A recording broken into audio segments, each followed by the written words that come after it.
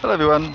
So with David Warney now set to play his 100th test on Boxing Day, I thought to look back at his career so far, how he got to 100 tests and what I think of him, I suppose.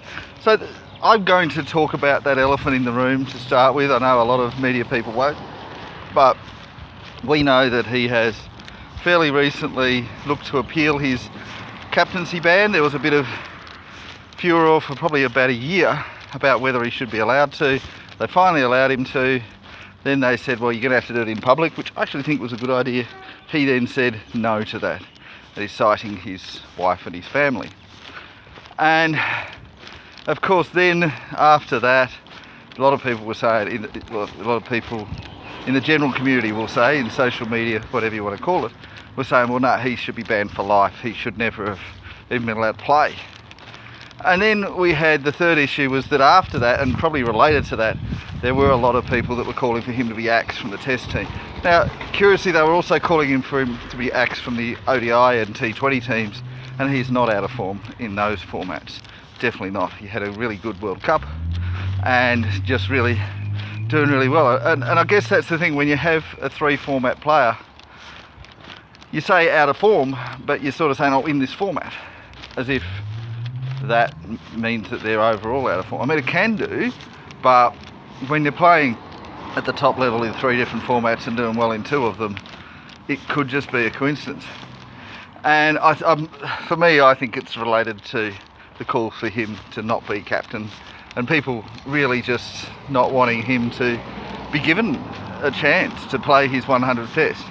Now, to my knowledge, there has only been one player who has failed to play 100 tests that has got up to 99 and not made their 100th, and that's Mohammad Azharuddin, the former Indian captain, who of course was in trouble with the whole match fixing scenario. And yeah, I still think, you know, looking back, and I know a lot of Mohammad Azharuddin fans agree with me, would have been good if they'd let him play one more test and then banned him. You know, having that, the difference between having 99 and having 100 is enormous. Although, to be fair, his post-cricket life has been pretty much non-existent. He hasn't been commenting, he hasn't been in the media spotlight, at least not to my knowledge. Recently we had a player, I think his name was Azhar Ali from Pakistan, who was up to 97 tests and announced his retirement. Of course, that's his own choice. I don't think he had to, as far as his form was concerned. I don't know why he wouldn't just play 3 more tests, but you know, the difference between 3 more, I suppose that's a month commitment or so, and perhaps his body couldn't handle it. The difference between that and 1 more test, it's just 1 more. So David Warner's made it to 100, or will make it to 100.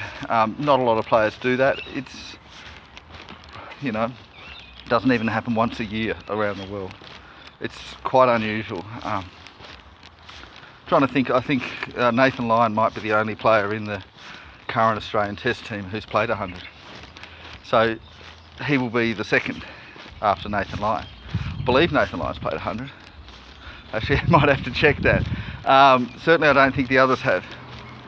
And that's the thing, it's quite unusual, and it kind of indicates that since he made his debut, however long ago that was, feels like yesterday, but he hasn't really been out of the team, except for when he was injured or banned. He's never been out of the team on form, and not for any of the 3 formats. So for people who have forgotten, so he started off as a T20 specialist. In fact, he made it into the Australian T20 side, or T20 international side, without having played a first class match. He'd only played, I think it was 7 T20s and 2 ODI, or ODDs I should say, 1-day domestics. He hadn't played a first class match, and it was a legitimate position. Of course, Nathan Lyon was put in the Australian T20 team before he was a regular first class player, but he at least had played a couple. And Nathan Lyon he started off as a T20 specialist, ended up being a test specialist. But that didn't really happen with David Warner, who remained good at T20s the whole way through. And since he made that T20 debut, he hasn't been out of the T20 side. And then he added the ODI and eventually the test. And it was an interesting thing because he made his first class debut after he made his Australian debut. And he'd even played in the Australian ODI team as well before he made his first class debut. was all fairly close to each other, and he was like first class level. He wasn't anywhere near test level. And then people go, no, he's just a white ball specialist. He's a T20 specialist.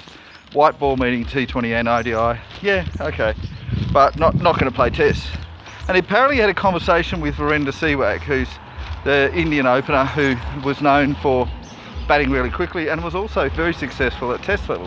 And also batted really quickly at test level. And Warner asked him, how can you do this? How can you maintain your high strike rate while still getting a good average at test level? And Sehwag explained it to him. And I don't know what he said, but apparently it worked. And over the course of a year or two, suddenly Warner was the top scorer in Australian domestic first class cricket and was put into the test team, given a shot, and never looked back. He's never been out of the test team except for injuries and when he was banned. Now, he wasn't just banned once, by the way. A lot of people think, oh, that was the ball tampering you talk about. No, actually, 3 times. So the first one was a Twitter outrage that he had, and he had a lot of them. So he wasn't banned from Twitter, but he was basically criticising the Australian selectors, and he also went on to radio and other things like this. And from memory, it was to do with Phil Hughes, but I don't think it was just to do with Phil Hughes. So Phil Hughes was, of course, the late Phil Hughes. He died when he was hit by a bouncer bowled by Sean Abbott. But before that, he actually had been a test player and had a wonderful first class record. I think he averaged 65 or something, and then put into the test team. Really good record early on in tests before, I think it was Steve Harmison, the England bowler, figured out how to get him out and how to undo his technique. And after that, eventually all the other bowlers figured it out as well. And it became a shadow of his former self, and they tried him a few times to bring him back into the test team, but he just couldn't work out a different technique that the bowlers couldn't work out. So even though his technique was great, if they couldn't figure it out, once they figured it out, he was a bunny. And Warner, from memory, kept wanting Phil Hughes in the team and kept saying, no, he's a great player, you've got to put him in. And so he got banned for that. I think it was just 1 or 2 tests, and he was muzzled essentially, and somebody else had to take over his social media. Then there was the second one where they were in a bar or pub of some kind, I think in England, and they were on one side, Australian team, England team were on the other side, and Joe Root was there. And they were making fun of Joe Root because he looked so young, and he was quite young, but he looked even younger than he was. He looked like a schoolboy, couldn't grow any facial hair. So they got him a fake beard and put it on him to make fun of his youthful appearance. And David Warner, sitting from across the bar, where it's like, oh, you're making fun of Hashim Amla, this is racist. Hashim Amla is known for his big beard, and Hashim Amla, well, he's a Muslim, one of South Africa's few Muslim players. In fact, one of only a handful, well, I suppose there's quite a lot playing for Pakistan and other Muslim countries, but one of only a handful playing for non-Muslim countries. And yeah, and he went to hit Joe Root, but somebody else, I can't remember who, stopped him. And so he was quite rightly banned for a couple of months for that. And then, of course, the ball tampering thing. Now, the ball tampering thing, he was actually looking at possibly being banned before that happened. If you look at what happened with his wife being teased and ridiculed for a possible affair with a former South African rugby player. And some of the players were doing that as well. And Warner was at risk of being banned for that when the ball tampering thing ended up being blamed on him. Now again, I've said how he didn't do it. I know he didn't. I suppose I don't know 100%, but I know. And that was why he was blamed. Because they were looking at banning him anyway for his bad temperament. And the good thing about the ball tampering thing for him is that he has shut up and he has been more careful with his words. I mean, we know when he retires, is someone that will be saying a lot of stuff about a lot of things, and he'll be great to listen to. But for now, look, he is still in good form, I'm sorry.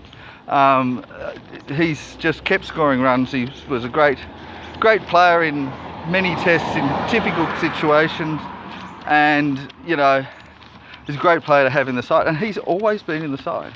He's always deserved to be in the side. Has some temperament issues, 3 bans, and we take out that ball tampering, he still probably would have been banned for outbursts. he was nearly banned already against Kagiso Rabada and AB de Villiers and a few other people. And yeah, he's got to control that temper. But other than that, great player. Not so sure about his temper. And yeah, hopefully he does well on his 100th test. Anyway, that's it for me. Bye bye.